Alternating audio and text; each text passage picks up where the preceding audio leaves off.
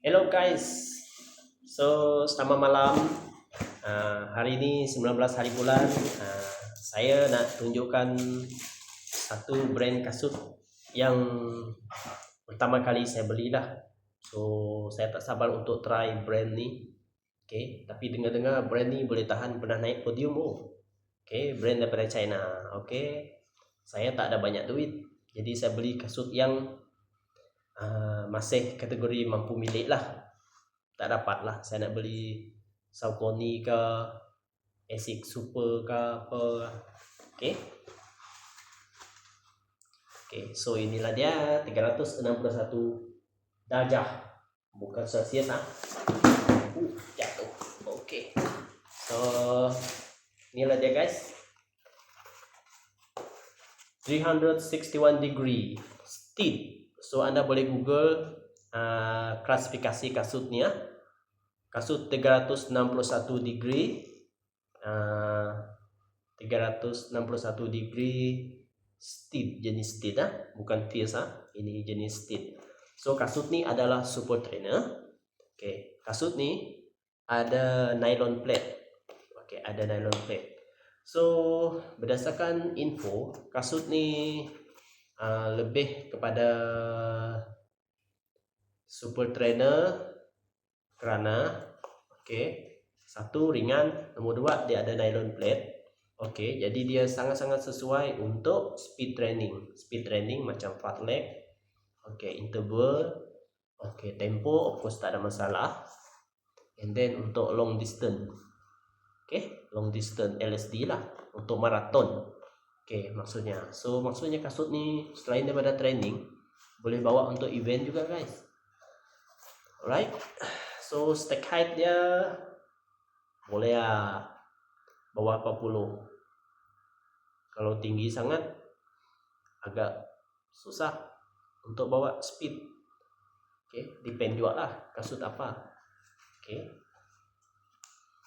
Ni nampak lebih kecil, tapi actually fitting dia memang cun-cun. So kasut yang macam ni kalau bawa speed memang terbaik lah guys. Ala-ala macam apa, kasut racing, macam ala-ala kasut racing. Tapi ini bukan kasut racing lah, mungkin boleh jadi kasut racing. Kita tengok dia punya outsole. Outsole dia lain macam lah guys, getah dia. Apa jenis apa outsole dia? Outsole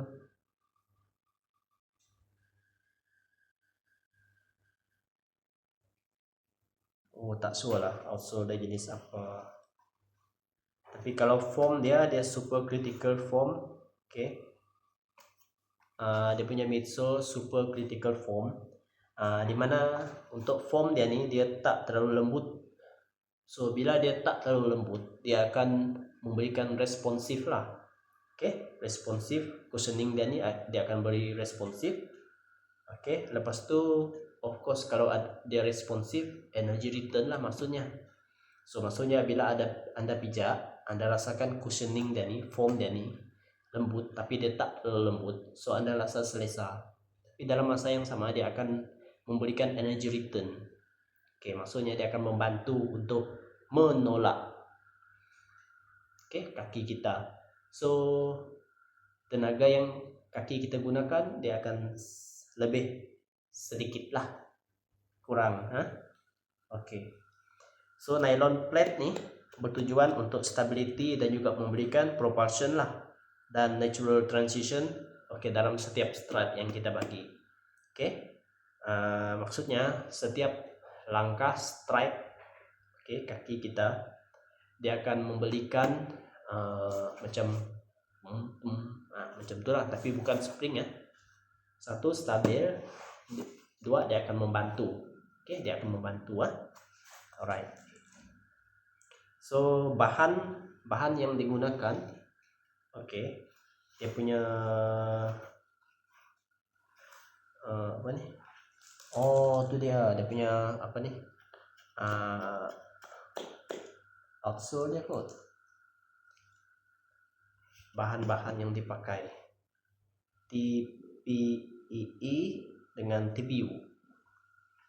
Okey, macam-macam termoplastik, polyester, elastomer. Okey, anda boleh google lah nanti klasifikasi dia, susah saya nak sebut. Okey, dia punya tali kaca bergerigi, ikat bagus, memang lock cantik, tidak tercabut.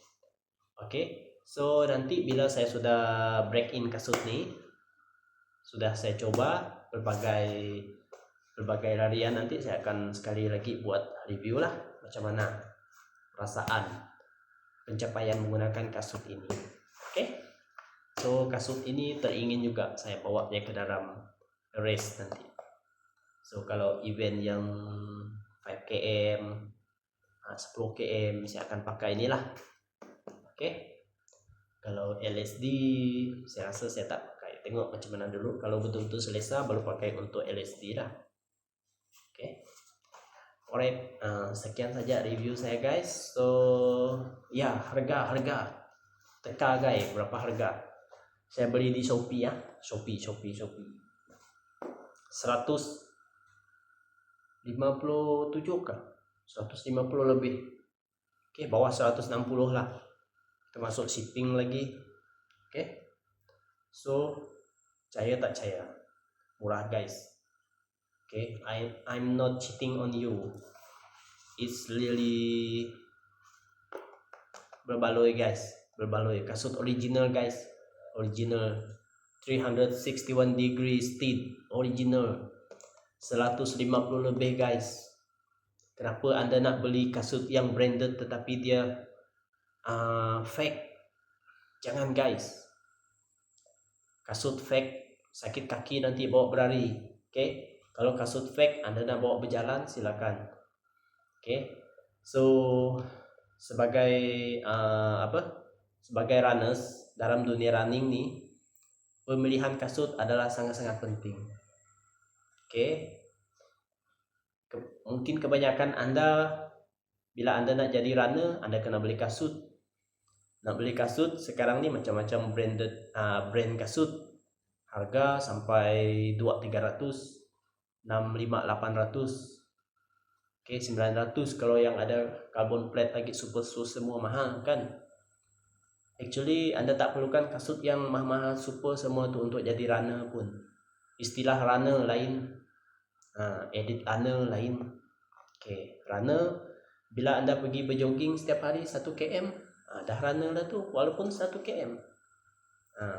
Runner lah tu, walaupun anda lari slow, dah runner lah tu. Lepas tu join event, runner lah tu. Okay, so cari kasut yang ikut budget masing-masing, kasut yang sesuai, bukan fake kasut yang original, murah, mampu milik, ikut budget masing-masing. Okay, rasa selesa, pakai. Okay, reminder juga untuk beginner atau beginner yang baru nak berkecimpung dalam dunia larian. Mungkin anda terikut ego, anda nak jadi laju seperti dia, itu ini. Lepas tu anda beli kasut yang ada carbon plate, anda memang mengundang bahaya. Anda takkan lama dalam dunia larian kalau anda terus pakai kasut yang ada carbon plate. Okay, so pakailah kasut yang full foam dulu.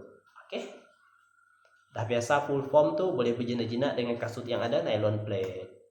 Lepas tu kalau dah biasa dengan kasut nylon plate, kaki anda dah kuat, okey, anda dah lari lama dah, fitness anda pun dah tinggi, okey, fitness dah bagus dah, kaki dah kuat dah,